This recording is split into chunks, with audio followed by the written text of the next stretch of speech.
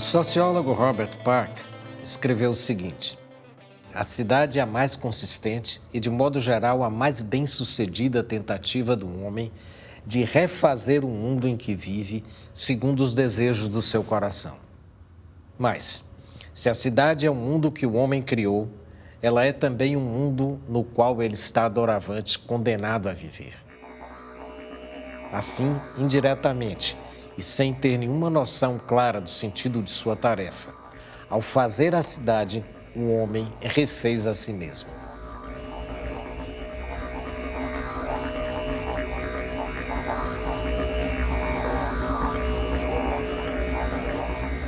O direito à cidade é, por isso, muito mais que o direito de acesso de um indivíduo ou grupo aos recursos que a cidade incorpora. É o direito de reinventar a cidade segundo os desejos do nosso coração. É, além disso, um direito antes coletivo que individual, já que a reinvenção da cidade depende inevitavelmente do exercício de um poder coletivo sobre os processos de urbanização. A liberdade de fazer e refazer nossas cidades é um dos mais preciosos, porém negligenciados, dos nossos direitos humanos. Se tentarem te derrubar, não deixa. Deixou, deu com a cara no muro e ginga, e mexe os pauzinhos e dá os seus pulos. Se a chave não tá no chaveiro, arromba o portão e serra as barras dessa cela feita de dor e escuridão. No desamparo, a amperagem da revolta é 1000 volts. Temperatura do sangue bombando é 1000 graus. E suportar a pressão é trabalho de herói, mas se zumbi somos nós, não é mais pessoal. Então, falar é fácil, eu sei, isso não é sermão. Que a escolha encolha se não tem opção. Que o caminho bifurca e turva a visão. Mas o guia tá no peito, se chama coração.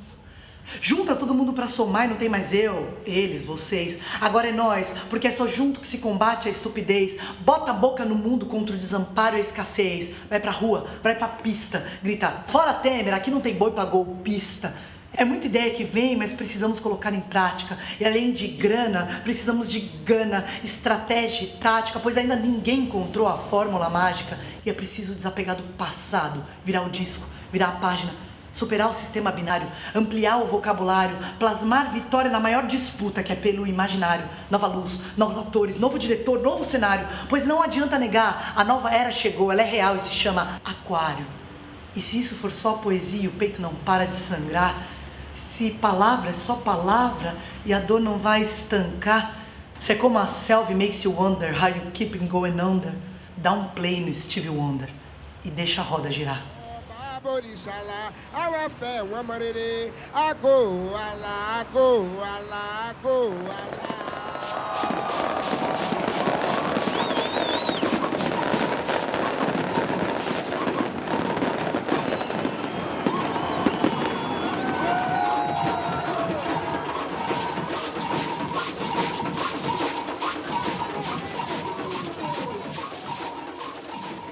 Isso certamente se relaciona com questões que são próprias ao Brasil no seu momento atual, mas também com uma espécie de Zeitgeist mundial. Zeitgeist é essa expressão em alemão que quer dizer o espírito do tempo, né?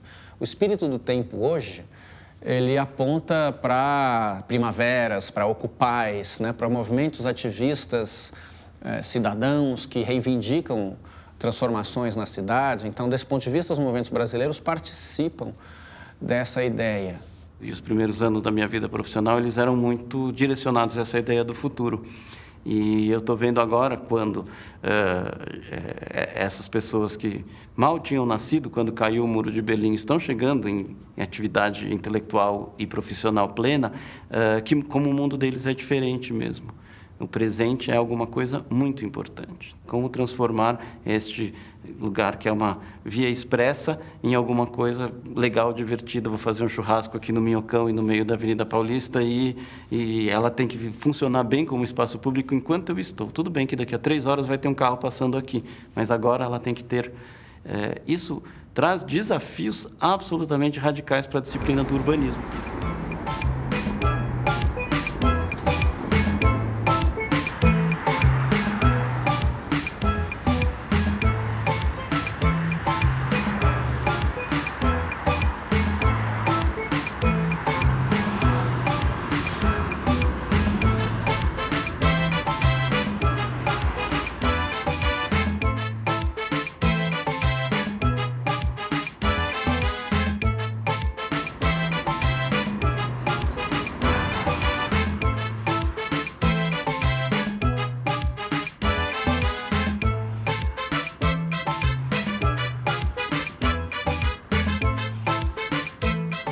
O urbanismo, ele se construiu como uma disciplina de intervenções a médio prazo.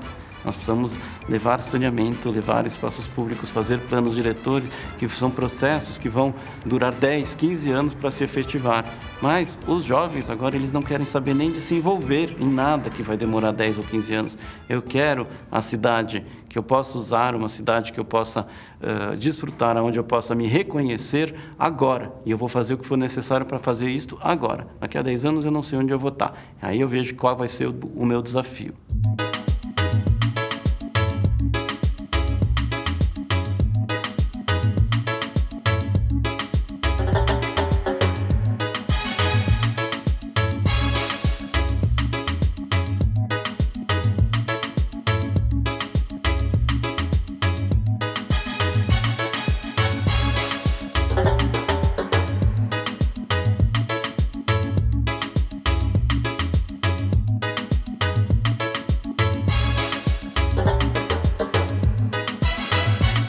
Eu acho que a sociedade brasileira, ela tem dificuldade histórica com o conceito de esfera pública. É um traço da nossa história. O Brasil foi colônia até o século XIX. O Brasil teve escravidão até quase o fim do século XIX. E depois, o Brasil entrou no século XX, se desenvolveu, se industrializou, conservando traços de segregação dos tempos da colônia e da escravidão, infelizmente. Um nome que se dá em sociologia a isso é patrimonialismo. Patrimonialismo quer dizer o quê? Quer dizer a prática de você tratar os assuntos públicos como se fossem privados. Essa história, que é uma história social, ela tem um desdobramento evidente na cidade. Evidente, a gente não tem espaço público.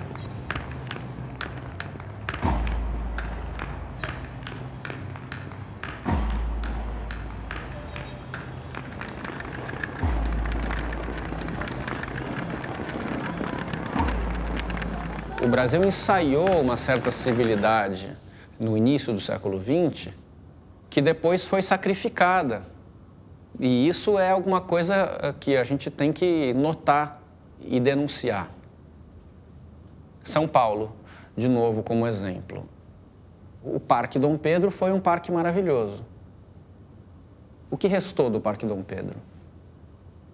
Nada, né? A gente olha no mapa e aquilo ainda tem o nome Parque Dom Pedro, mas aquilo absolutamente não existe mais como experiência de parque.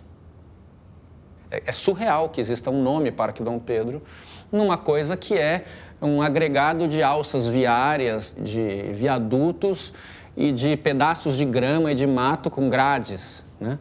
Retalhados e etc. Então, o Parque Dom Pedro é um caso, a Praça da República, o Jardim da Luz. Há uma série de espaços públicos que foram dignos. A Praça Marechal Deodoro era uma praça linda. Hoje em dia é o Minhocão, né? E um resto, uma sobra. Então, o Brasil se desenvolveu de forma patrimonialista. Do ponto de vista urbano, ele ensaiou uma certa urbanidade mais cosmopolita num certo momento, que foi inteiramente destruída ao longo do desenvolvimentismo do século XX, sacramentada nos anos de ditadura militar. A cidade de São Paulo é muito louca, assim, porque ao mesmo tempo que dói, dá prazer, né? A gente fica pensando, por que a gente não tem mais prazer do que dor, né? Por que as pessoas não deixam a gente ter prazer, mais prazer do que dor? Eu acho que são as artérias do nosso corpo. Quando a gente corta uma veia, a gente vê sangrar por ali. Eu acho que São Paulo sangra pela periferia, pelos cantos, pelos córregos, pelos becos, pelas vielas. É onde São Paulo sangra, é onde São Paulo vomita. Tudo aquilo que ele bebe, toda a sua arrogância, ele vomita na gente. Eu vejo São Paulo assim, triste, arrogante, necessária. É como se a gente tivesse o tempo inteiro de pedir permissão para poder entrar, para poder ser feliz, para poder andar nessas ruas que nossos pais, avós construíram. É como se deixasse a gente andar fazendo concessão e não por apego à liberdade. Eu acho que São Paulo é isso, é muito estranho. Assim, ela se parece com o Brasil. Micro se parece com o macro do Brasil. Quando eu vejo a gente falar, os coronéis do Nordeste, eu fico imaginando, nossa, mas tem mais coronéis do que em São Paulo.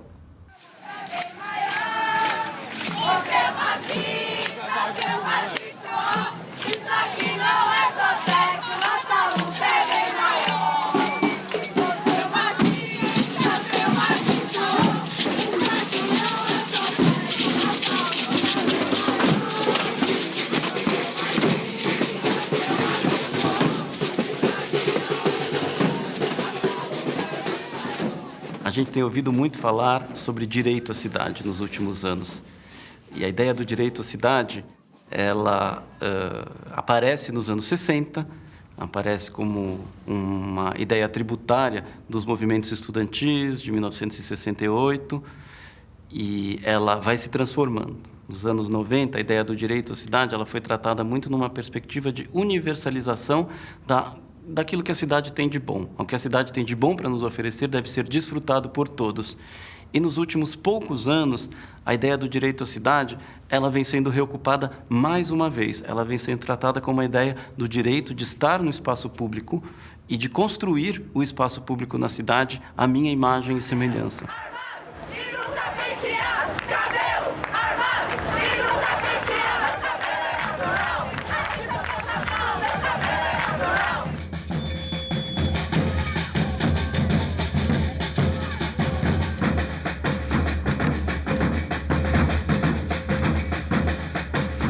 O direito à cidade é muitas coisas, ele vai sendo transformado conforme o tempo vai passando. E é importante a gente saber de que direito à cidade a gente está falando. Todos são bons, quanto mais direitos, melhor, mas eles são bons de maneiras diferentes. Eles respondem a problemas diferentes e eles trazem também desafios diferentes.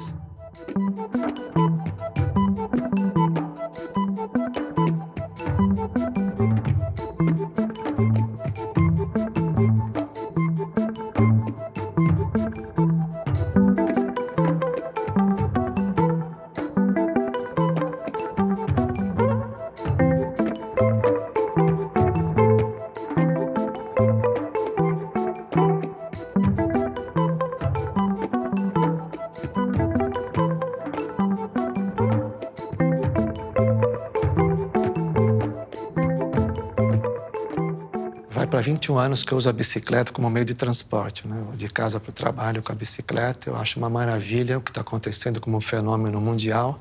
Eu acho que nós temos que cada vez mais investir naquilo que nós já sabemos, que é a cidade para as pessoas e não para o automóvel, para o capital, né? As pessoas são muito menos dependentes do carro do que elas foram até alguns anos atrás. E olha que coisa engraçada. Eu passei algum tempo em Curitiba agora, e eu quase fui atropelado 6, 7 vezes em uma semana, porque eu ando, eu atravesso as ruas, eu cruzo um lugar onde um carro está saindo de uma garagem com um grau de confiança que as pessoas de Curitiba não fazem. As pessoas têm medo do carro, elas respeitam o carro. E isso eu aprendi aqui em São Paulo. Nós precisamos enfrentar o carro. Isso é uma guerra cotidiana que a gente tem contra o carro, e é o carro que vai ter que me esperar. Eu acho incrível eu poder estar formulando essa questão. E na minha cidade, uma cidade que a gente lutou para que fosse assim. Olá, meu nome é José Renato Berto, sou videomaker, faço parte da Ciclocidade. e um cicloativista aqui de São Paulo. A proposta é o seguinte, que todo mundo mostre a sua estrutura cicloviária, ou na verdade a nossa estrutura cicloviária, onde a gente trafega, onde a gente vai para a escola, onde a gente vai para o trabalho, onde a gente faz o nosso passeio com os amigos. Enfim, a gente mostra a importância desse espaço segregado. Olá, eu sou a Adriana. Há 2 anos e meio eu troquei o carro pela bicicleta e desde então eu faço todos os meus deslocamentos pedalando pela cidade. Eu tô aqui onde Henrique Schaumann cruza com a Sumaré. Aqui eu passo todos os dias, é o meu caminho da roça. Aqui não tem ciclovia e aqui eu sou vítima do mesmo tipo de atitude todos os dias. Ou eu levo uma fina educativa, ou eu levo uma fechada tão violenta que eu sou obrigada a fazer uma manobra radical e pular na calçada para não ser esmagada por um ônibus ou por um carro. Eu tenho 36 anos, a bicicleta é o meu meio de transporte. Eu sempre andei de bicicleta na cidade. Mas depois da implementação das ciclovias, eu me senti confiável bastante para carregar isso daqui, ó. A Catarina, de 2 anos, e a Sofia, de 5. Então, assim, eu tô aqui só para dizer que a gente vai resistir, a gente espera que a prefeitura, o secretário, todas as pessoas qualificadas que acredito que existem dentro dessa prefeitura, vão enxergar que não tem por que tirar a ciclovia. Então, vai para Belo Horizonte, vai para Curitiba, vai para outras cidades que não passaram por esse processo de pedestrianização, e aí que a gente entende como nós conseguimos conquistar na marra. Eu não estou dizendo que a gente está conseguindo resolver isso em todos os nossos aspectos da nossa sociedade no Brasil, nem que as conquistas são irreversíveis, mas que neste aspecto específico da mobilidade urbana nós conseguimos fazer virar a chavinha, nós conseguimos, eu acho.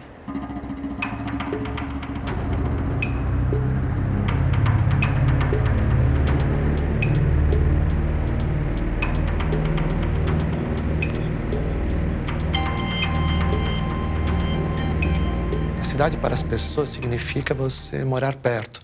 Quer dizer, da maçaneta da porta da sua casa, a maçaneta da sala de aula ou do lugar que você trabalha, você gastar no máximo 20 minutos, né? De preferência a pé ou de um veículo não motorizado, uma bicicleta, mas com certeza com transporte público. De preferência sobre trilhos, porque organiza a cidade, né? Dá uma dignidade. É importante que os trilhos urbanos sejam estimulados, né? Principalmente o transporte não poluente, né? Bonde elétrico, por exemplo, e o metrô de verdade, né?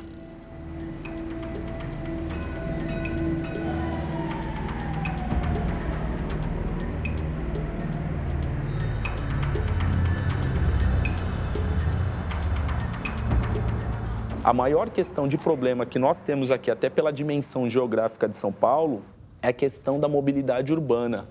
Se a gente pensar que o jovem que está vindo, né, num trem lá do Itaim Paulista, de Ferraz, de Suzano, o caminho que ele está percorrendo, ele tem um contraste tanto social quanto visual, do ponto de vista que ele está vendo pela janela do trem, isso também é um processo de formação que ele também pode acessar esses espaços. A gente está falando do direito à cidade, ao direito ao território, né? E que isso deveria ser, de um ponto de vista recíproco da sociedade também. Tanto esse jovem que acessa o centro, que isso dá um outro contexto político de formação, quanto essas pessoas que estão acostumadas a morar no centro, elas deveriam também se deslocar e ir para dentro da periferia, entender qual é o contexto de periferia e o que essas pessoas pensam, né?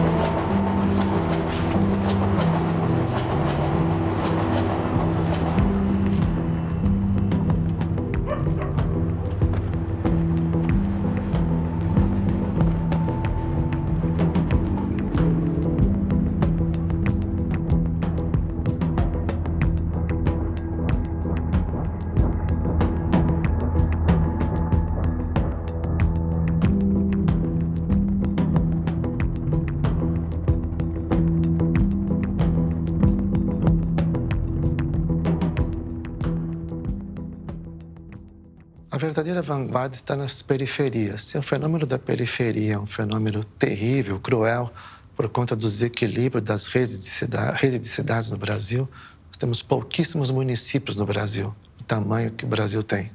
Deveríamos ter praticamente 5 vezes mais. Ao mesmo tempo, o fenômeno de metropolização das cidades do Brasil são a prova concreta da injustiça social. Então, esse fenômeno de centro-periferia, que é muito cruel, esse pêndulo perverso centro-periferia, ele só vai ser superado graças à sofisticada atuação que acontece na periferia, que são as vanguardas dos coletivos de artistas, né, culturais, e os movimentos de luta pela conquista da arquitetura do lugar, né, pela construção coletiva do seu lugar, do espaço social das cidades, né.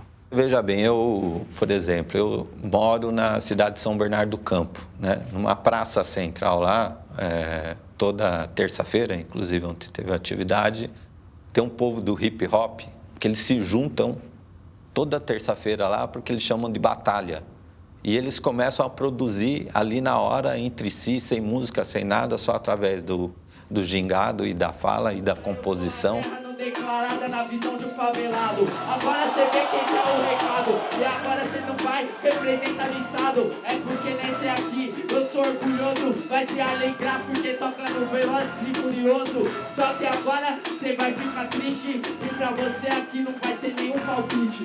Demorou, acho que você deu release. Porque desse jeito você tá rimando no modo easy. Mas calma, que você é apenas um menino. Eu já fui e voltei do campo do extermínio. E eu acho que você não consegue sacar, porque você é fraco e agora tenho que falar. Seu nível tá no chão, mas você nunca viu. O meu é quinto, subsolo, fogo no pavio. No campo de extermínio, só que eu vim te espancar. Só que a bomba aqui, ela não pode pousar. Aê, você vê que essa é a razão. E já pra você não vai ter informação.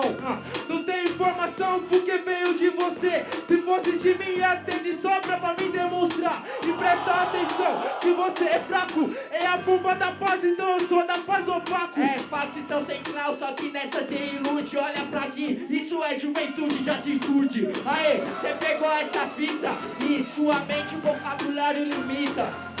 Limita, presta atenção. Eu faço poesia e eu tô falando o amor do meu coração. E a minha mãe está lá só rezando por mim, enquanto a sua rima acabou de chegar ao fim. Barulho pra batalha aí, foi da hora, hein, mano? Isso no centro da cidade, então reúne diversas tribos e é um espaço da juventude, que foi criado pela juventude, não foi criado pelo poder público. Então, na ausência do poder público em criar oportunidades de lazer, de manifestações culturais, a própria população vai criando seus próprios espaços. Então, essa riqueza é que mantém as relações humanas e sociais tão vivas nas cidades, né? O Cinema na Laje, ele acontece uma semana sim, outra não, uma parceria com o Zé Batidão, né? A gente liga para as pessoas que está passando o filme e liga e fala, olha, quer passar o filme aqui? Eu acho que a Cooperifa já adquiriu um respeito, assim, perante algumas pessoas, que falam, é interessante passar lá e tal. A gente chama um produtor, um ator, um diretor, para falar sobre o filme, para discutir de cinema. Um lugar que a gente descobriu que com 60 anos tinha gente que nunca tinha ido ao cinema.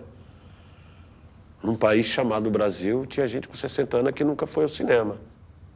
E um país onde uma pessoa com 60 anos nunca foi ao cinema e vê pela primeira vez em cima de uma laje, é um país que não tem alvará de funcionamento, não tem licença para ser pátria, não é isso?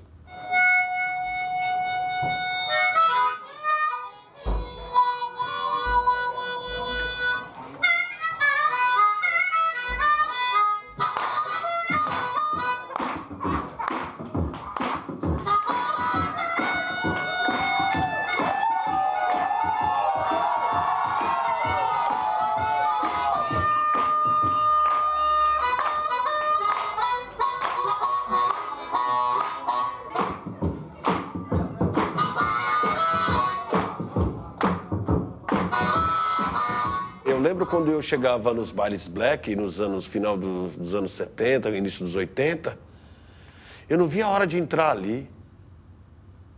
Porque eu falava, aqui é meu lugar, aqui é meu país.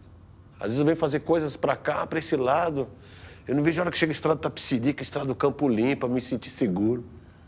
É muito louco isso, e eu não estou tirando ninguém, não. Estou dizendo que é uma paixão. Eu não preciso falar mal do centro para dizer que gosto da periferia. Para mim, gostar da periferia já é o suficiente. E eu não sou contra, eu sou a favor. Nunca fiz nada contra o centro, contra a branca, contra nada. Eu faço a favor do quê? Da nossa gente, da nossa turma, da nossa literatura. Às vezes vem algum europeu querendo visitar as favelas no Brasil, né? Aí você leva eles lá, é impressionante como eles ficam maravilhados com a cultura daquele lugar, né? A forma como as pessoas se relacionam e como é tão diferente da cultura deles. Eu lembro que uma vez eu fui, né, numa favela que nem é tão grande, com um grupo de ingleses. E imagina com que eles ficaram maravilhados, né? Entraram na favela, tinha aqueles golzinhos de madeira e a criançada brincando de bola. Então eles viam a alegria ali. E eles, mas por que as crianças brincam aqui, não vão num campo, numa quadra? Não, porque não tem campo, não tem quadra. Nossa, mas aqui não tem saneamento básico. Nossa, mas aqui é tudo gato. E por que as pessoas são felizes?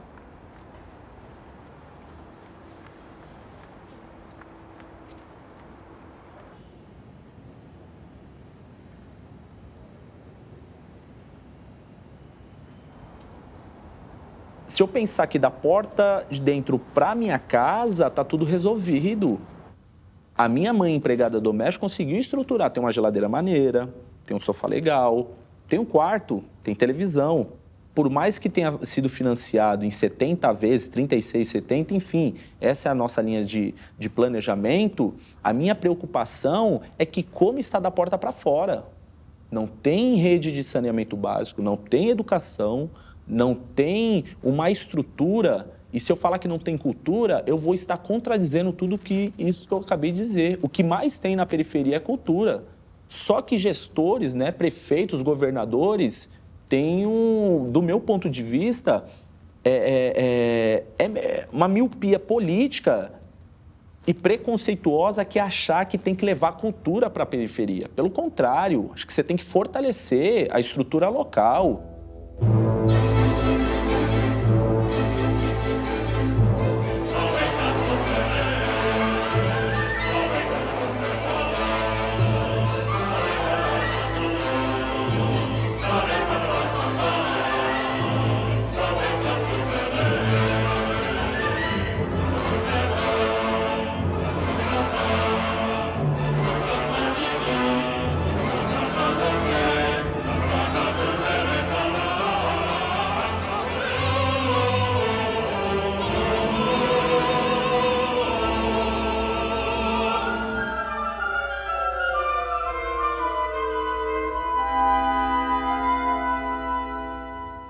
Você ser gay, lésbica ou transexual na cidade da contemporaneidade é uma posição, ainda que possa ser extremamente desconfortável, é uma posição possível em relação ao que pode ter sido há 50 anos atrás, ou o que seja, ainda hoje, numa cidade pequena. Por isso, a cidade grande ela é vista como um lugar onde você pode encontrar a sua turma, a sua tribo, aquelas coisas que você fala sobre cidade.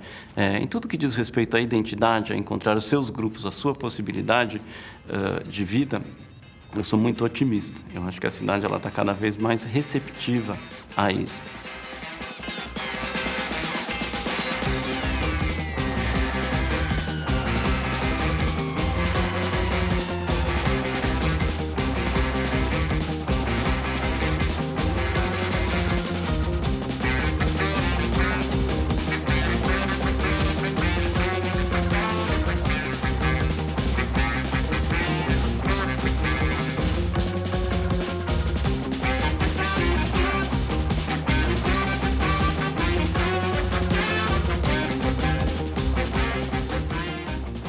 Eu acho que esses são novos agentes, novos personagens que o cenário urbano está recebendo e eu acho que é muito importante que haja essas manifestações. É difícil dizer em que medida essas manifestações não podem ser canalizadas por formas mais, vamos dizer, institucionalizadas de representatividade social. Isso talvez seja, sei lá, burocratizar demais esses processos de negociação, de conversação. E é claro que a manifestação espontânea é um campo legítimo e muito importante para que os interesses e as perspectivas e, sobretudo, as necessidades sejam expostas claramente. E pensar a cidade desse ponto de vista, como que nós podemos mudar, ele não depende só de você, ele não depende só do outro, ele não depende só de mim, ele depende da força de vontade de todos nós. Essa tem que ser uma ideia universal de mudança, né? Cada um está fazendo lá a sua luta específica, mas qual é mesmo o nosso problema? O nosso problema é mudar a concepção de Estado. Por que essas pessoas estão fazendo essas lutas específicas? É porque ou a segregação, a discriminação, a falta de políticas públicas, ou as três juntas. Então, essas populações se juntam, né, por afinidade, por necessidade, mas elas precisam do instrumento para compreender que a luta é muito mais geral do que simplesmente aquela luta específica dela.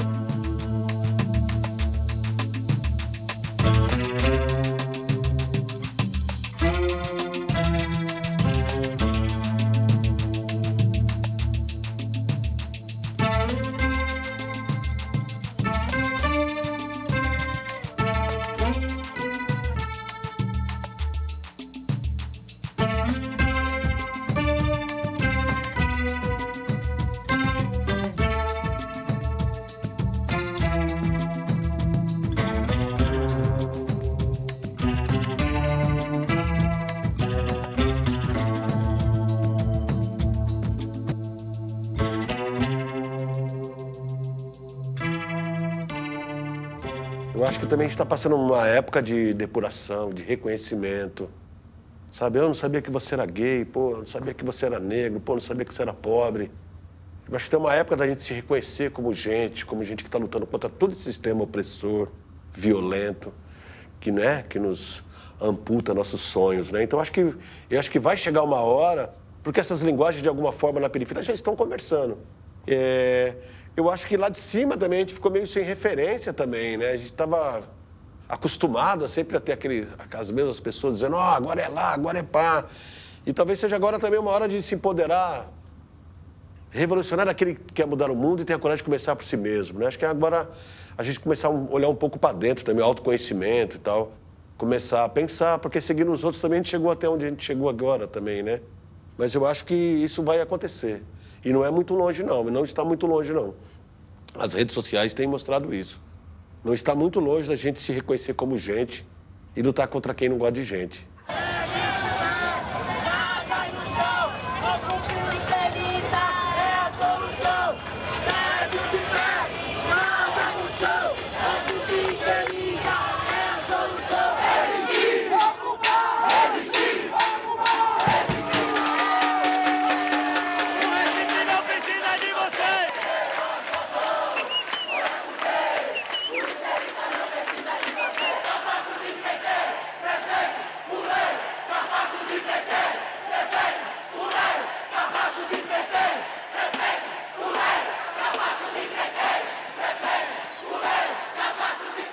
Todas as pessoas vão precisar de educação, vão precisar de saúde, vão precisar de transporte público, vão precisar de todos os serviços que tem na cidade. Então, a construção dessa narrativa da cidade que queremos, ela tem no conjunto dessa construção as lutas específicas, mas são necessários, sim, instrumentos que apontem para essa luta mais geral. Porque a luta de cada um é forte, mas a luta de todos juntos é muito mais forte, essas que têm o poder de transformação. Essas diversas lutas juntas que podem criar uma narrativa da cidade que queremos.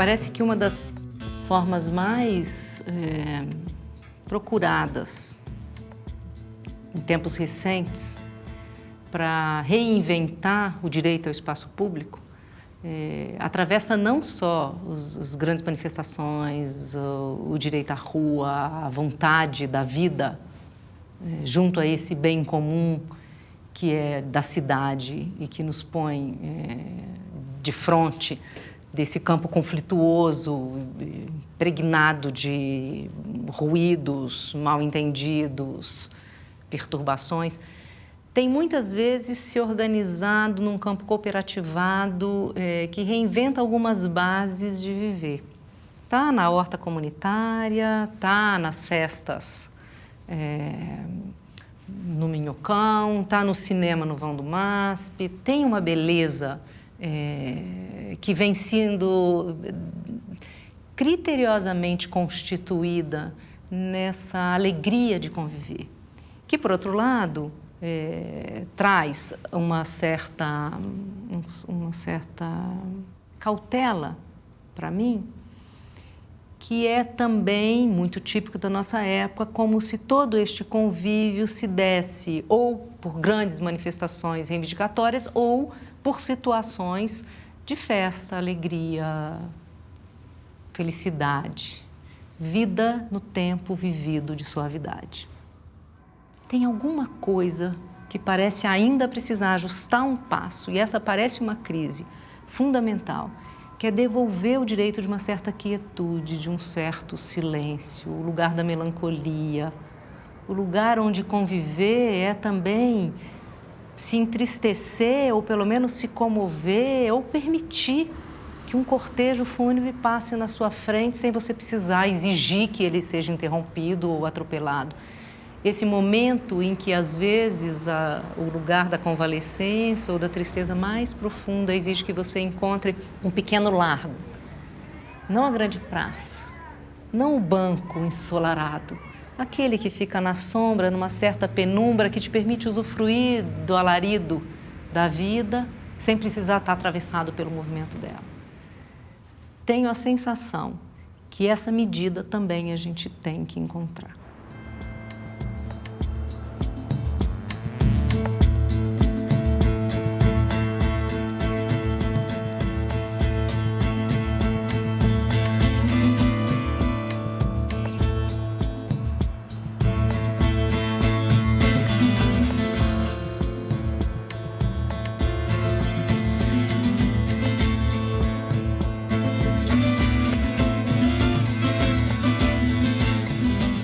Nossos objetivos para intervir na cidade, eles devem ter a ideia de uma cidade que é para todo mundo, como um horizonte, como uma utopia, como um sonho, porque, como o Florestan Fernandes falava, a gente deve sonhar com o impossível para fazer o melhor possível, mas, ao mesmo tempo, a gente tem que saber o que é o nosso horizonte de possibilidades aqui e agora.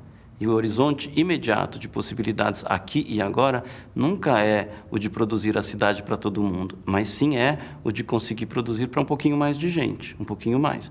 E daqui a mais alguns anos, um pouquinho mais ainda. Já que eu não consigo tudo, o que eu consigo agora? O que é possível de interferir e de incidir agora? Eu vejo os jovens com melhores condições de responder este problema do que a minha geração quando era jovem.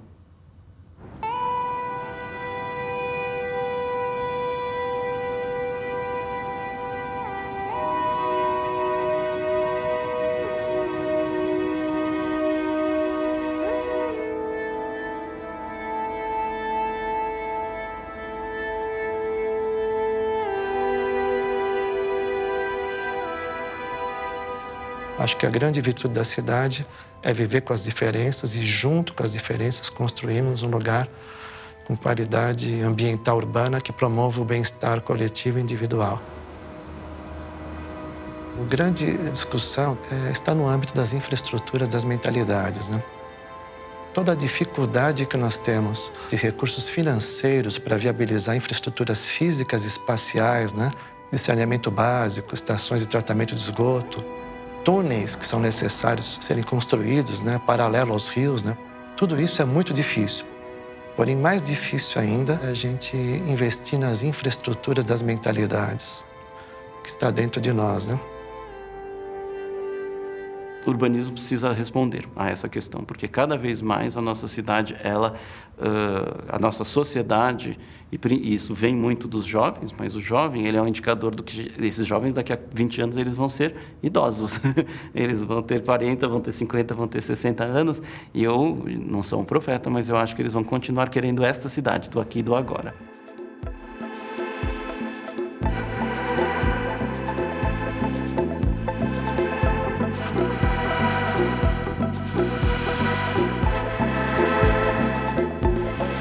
Urbanismo como matéria essencial da escola seria maravilhoso. Até porque política vem de polis, né? A palavra política, ela significa, em grego, o exercício da cidade. Política é, de certa forma, a cidadania. Você exercer o seu papel de cidadão. Polis é a cidade. Então, não esquecer que há uma vinculação congênita entre cidade e política. E, por último, a gente tem que fazer a verdadeira... O povo diz reforma urbana, né? Mas é a revolução mesmo.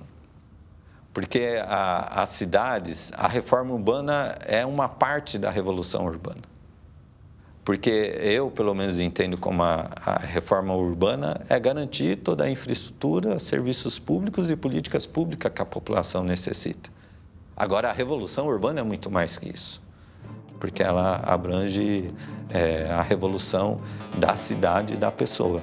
E a gente só vai conseguir a cidade que queremos quando a gente modificar nós também.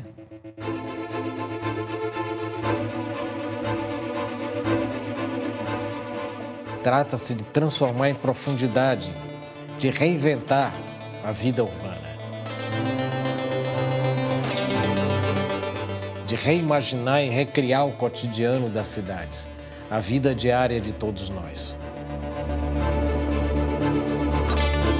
Em outras palavras, será preciso assumir, nós vamos ter de assumir, explicitar e aprofundar o poder democrático da cidade.